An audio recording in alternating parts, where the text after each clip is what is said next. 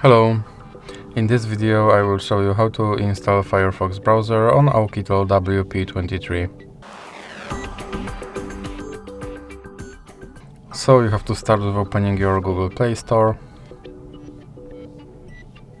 and now click on search bar and type in Firefox.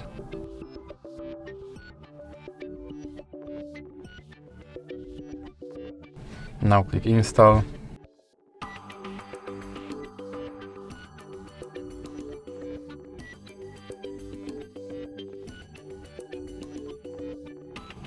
Now you can click open, and here you can make your Firefox your default browser, or you can click not now. Now you can sign in to quickly switch between devices, or you can click not now. Here you can turn on notifications from this browser, or you can click not now again.